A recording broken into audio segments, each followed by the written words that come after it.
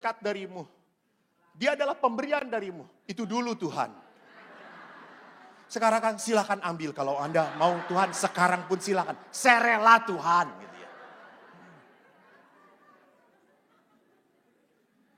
Kenapa? Karena tadi tidak tahan. Mudah sekali berpindah-pindah. Lembek. Dan itu ingat, cobaan-cobaan itu membuat kita kuat.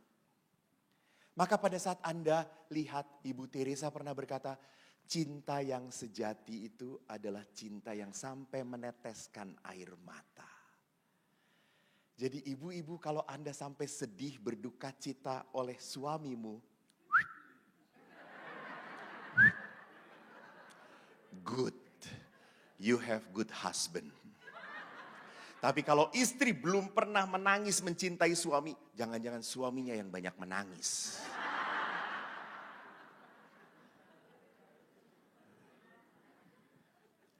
Jadi itu adalah ujian. Supaya kelihatan kesungguhan kita, kelihatan cinta kita. Maka di dalam gereja Katolik, mengapa perkawinan tidak mudah begitu saja? Cerai. Tidak ada perceraian. Lu bertahan. Maka prinsip saya Anda tahu toh? Hau ce pu hau ce.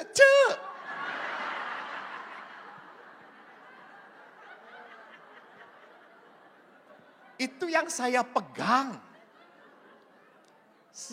Yang mau jadi pastor saya. Yang bisa membuat saya bahagia menjadi pastor, bukan saya jadi YouTuber terkenal. Itu penderitaan bagi saya. Saya bahagia karena apa? Tuhan memakai saya, Tuhan memberkati saya, Tuhan mencintai saya. That's enough for me. Tapi kalau tiba-tiba karena Tuhan cinta lalu banyak ibu-ibu ngirimin makanan, that is blessing, you know. Dan kalau tidak ada yang memberi makanan, telepon saja. It's blessing also, isn't it? Lihat, penuh kebijaksanaan. Jadi kalau godaan itu selalu memimpin kita kepada dosa, jatuh. Nah yang kedua, Roh Kudus itu memampukan kita untuk membedakan kita ini digoda atau sedang mengikuti godaan. Kadang sering tak sadar bahwa kita ini sedang mengikuti godaan. Tadi, yang tiba-tiba hanyut saja. Saya pun pernah terjadi. Sewaktu di Filipina, Romoyus juga pernah di Filipina sekolah lebih lama daripada saya. Romoyus betah banget. Anda tahu kenapa betah? Filipina yang orang-orang cewek-ceweknya cantik-cantik. Nggak ada di sini yang secantik orang Filipina, nggak ada. Meili. Dan kalau orang Filipina nge-hug imam, memanggil, wah padat. Lengket beneran. Hi Father, how are you? Wow. Saya belum pernah loh Romo Eko digituin. Tuhan dengarkanlah dia Tuhan. Rupanya dia merindukan Tuhan.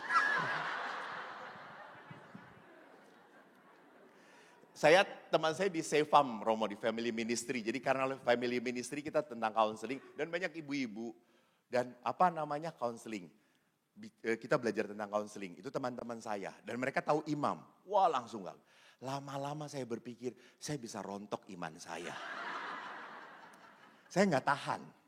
Ibu-ibu itu tenang, saya gak tenang. Saya jujur. Maka saya harus memutuskan. No, enough. Just shake my hand, it's enough. Why Father? We hug in Christ, kata saya tuh. Lu tenang-tenang, gue pening tahu gak kata saya.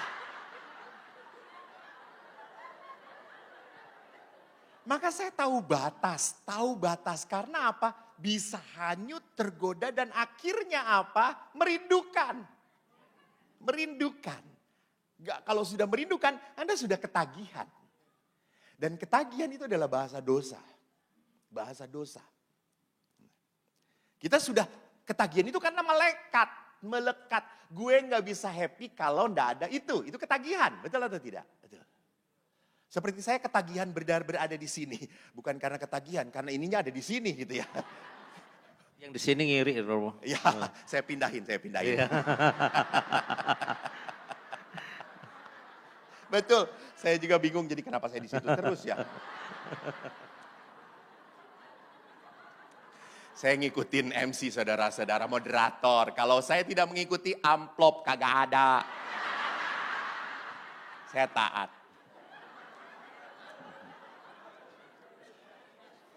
Yang ketiga, tidak hanya kita, kok jadi ngeliatnya Romo Yus?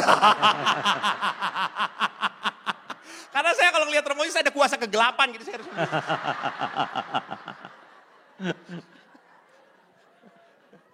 Jadi kita harus membedakan antara digoda dan mengikuti godaan. Kita harus sadar, kalau kita selama digoda, oke. Tapi pada saat kita sudah mengikuti godaan, kita harus detach. Tidak attach. Detach itu mengambil jarak. Saya harus mengambil jarak. Sama, kalau saya sudah marah, pusing, tidak tahu apa yang harus Anda lakukan, Anda sudah terlilit oleh kuasa kegelapan. Kuasa kegelapan itu apapun ya. Katakanlah, jangan dipikir bahwa kuasa kegelapan itu harus dedemit, genderuwo, tuyul, buta hijau, gitu. Nggak usah. Saya hanya klarifikasi saja gitu ya. Tidak usah. Jadi kuasa kegelapan itu bisa juga kerumitan jiwa, kerumitan. Dalam bahasa Inggris scrupulous gitu ya. Semua hal dijadikan salah, semua hal dijadikan rumit. Gitu. Itu sudah kusut. Yang ketiga adalah apa? Membuka kedok kebohongan pada godaan. Itu yang tadi saya katakan. Godaan sering nampak baik, indah, namun ujungnya maut. Ujungnya penderitaan. Ujungnya menjadi apa? Saya merasa menderita. Saya menjadi merasa salah. Maka perhatikan, kalau orang itu sadar, kuasa kegelapan itu bukan seperti yang menakutkan. Nggak, indah kok, bagus kok. Kalau yang datang kepada saya, mohon maaf. Gitu. Ibu-ibu yang biasa-biasa saja, nggak akan tergoda saya. Saya langsung gampang, terima kasih Tuhan. Saya sudah membimbing dia. Tapi pada saat ibu-ibunya putih, cantik.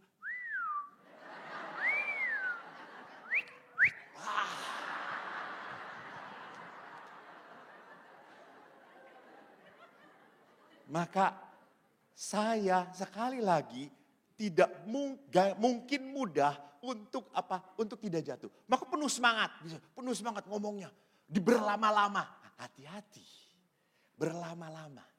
Maka konsultasi pun kalau hampir Anda satu konsultasi dan Anda pergi bagus, terbantu bagus. Tapi kalau dengan 1, 2, 3, 4, 5 konsultasi Anda nggak beres, ini tanda-tanda. Ini tanda-tanda apa? Tanda-tanda Anda sudah ketergantungan, kelekatan. Bahasa roh jahat selalu dilogis-logiskan, selalu masuk akal. Nggak salah kok. Contoh, lihat orang yang merindukan anak. Lalu pakai bayi tabung. Bolehkah dalam gereja? Nah lihat tuh tidak ada kesepakatan. Boleh atau tidak? Boleh atau tidak? Nah jelas. Gereja punya hukum yang jelas. Bahwa untuk kelahiran seorang anak itu hanya boleh terjadi secara normal. Tidak ada intervensi manusia seperti apapun. Lalu akhirnya ada orang yang mengatakan, Romo, kan ada orang yang sungguh mau merindukan ingin punya anak. Kenapa kok nggak boleh? Kok tidak diperbolehkan? Kan wajar toh seorang ayah ibu merindukan seorang anak, betul. Tapi ingat, anak itu di dalam hidup perkawinan adalah anugerah. Dan jangan menjadikan anak sebagai sumber kebahagiaan perkawinan Anda. Salah. Karena hati-hati, anak pun bisa merenggut cinta suami istri. Tuh. Pada suami istri itu tidak boleh cintanya kurang dari 100%. Anak itu buah dari cinta suami istri. Karena seringnya apa? Saking cintanya kepada anak, you have so many time with your children, but you have no time with your couple. That's not right. Gak benar. Maka sering juga terjadi opa oma senang sekali ngerawat cucunya. Dan cucu senang dengan opa oma. Karena semua apa-apa boleh. Oma gak berani melarang, sekali melarang cucu gak akan datang. Dan kalau cucu gak datang, oma dengan opa lagi, oma dengan opa lagi. Dan itu adalah penderitaan. Apalagi suaminya kan selalu makin lama makin tua membudekkan diri sendiri gitu ya. Diajak ngomong, hah? Hah? Mau duit? Mau. Cepet. Maka seorang ibu pernah mengeluh, Romo, suami saya tuh makin lama tulinya makin parah, Romo. Dia sakit, Romo. Tolong doakan, Romo, supaya tulinya diangkat oleh Tuhan. Saya datang pada suaminya, Pak, saya doakan. Jangan, Romo, jangan. Ini anugerah Tuhan saya tuli itu gitu ya. Jadi saya gak ngedengerin istri saya ngomong. Azan aja 5 kali sehari, ini istri saya dari pagi sampai malam. Ayam aja ada capeknya, istri saya tuh gak ada capeknya, Romo ngomong gitu. Sampai kalau istri saya sudah pergi, saya langsung begini, saya keluarkan.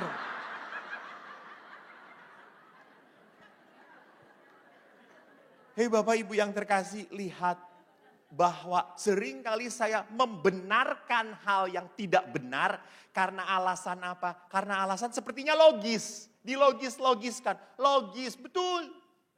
Logis kok, ilmu manusia sudah pinter kok. Anda sekarang lihat di Cina sudah bisa membuat perempuan yang bisa diajak ngomong. Disuruh-suruh apapun mau. Jengking. Tuh kan pikirannya gak bener tuh. Saya gak teruskan. Rupanya umat Romo ini parah semuanya ya. Ini kan umat gereja ORK toh semuanya. Bukan umat saya Romo ini, sebagian besar umat Helena. Didikannya OSC.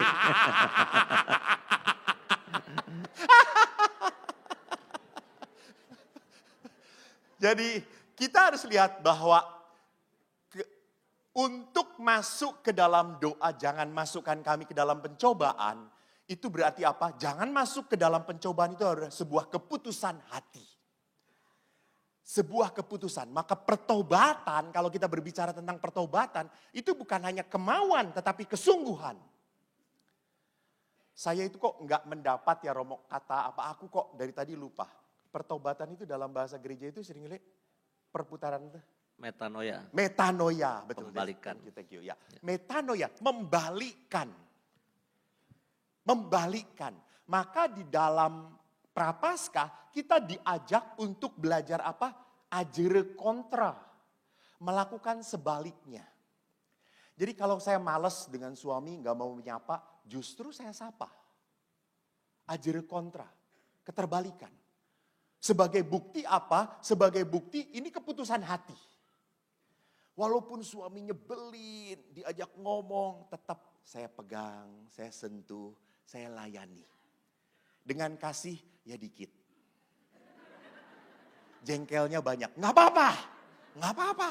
Karena kan kedagingan kita. Tetapi Anda tidak mengikuti kejengkelan ini.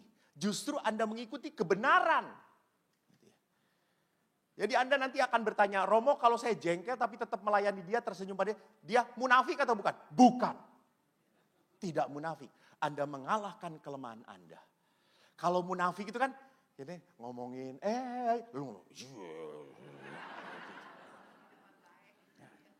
tetapi kalau Anda dengan pasangan Anda berbuat baik, walaupun Anda sebetulnya jengkel banget, enggak, Anda mengalahkan kelemahan Anda.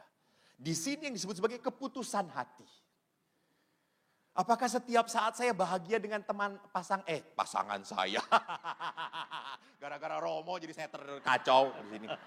Oh gara-gara gue. Udah kacau dari sononya dia. Iya karena saya melihat jadi tambah gitu ya. Jadi perhatikan di sini bahwa di dalam Injil Matius kita tidak bisa mengabdi kepada dua tuan. Kita tidak bisa mengabdi kepada Allah dan mengabdi pada diri sendiri. Enggak. You must serve God. Kita harus melayani Tuhan. Maka di dalam segala hal kita harus belajar untuk melihat apa? Wajah Allah di dalam orang-orang yang menyebalkan. Nah, itu susah.